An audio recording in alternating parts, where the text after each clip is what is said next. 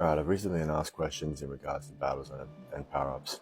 So, to get power-ups, you got to win the match. There's no other way to get power-ups but win the match. And you have to be in the top 3 bubbles to get power-ups. Now, each match that's won, you can get 1 to 6 different power-ups.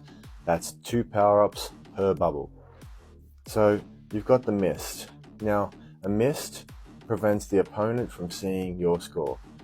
The only issue with the mist is that this is what a lot of creators do, myself included.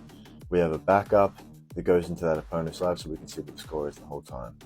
Generally, it's dropped on the last 30 to prevent somebody from sniping. However, they can have their team jump over.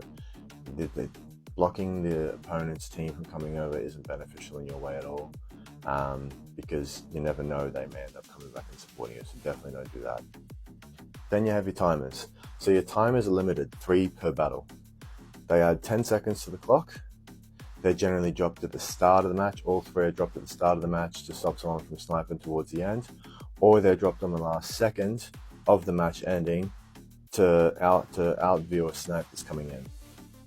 Now you've got your stun hammers. Now stun hammers aren't really that beneficial. The stun hammers prevent your opponent from triggering the ×5. Hahowever, if a stun hammer and a glove is dropped on the same battle of your side, it also prevents you from hitting that ×5. So be careful with the hammers.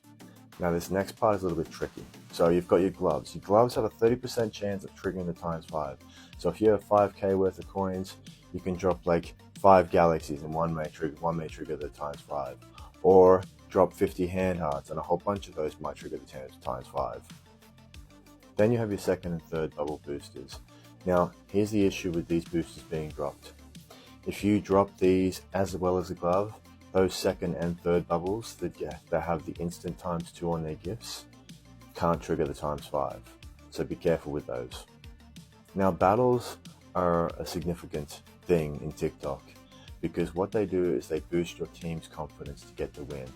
They encourage your team to gift because the gifts count towards these point systems. Now at the start of the match there'll be a ×2 or a ×3 of the first gift sent. That's only the first gift per person. Then halfway through the match you've got to get a certain amount of points to then gift the same for ×2 or ×3 of that match.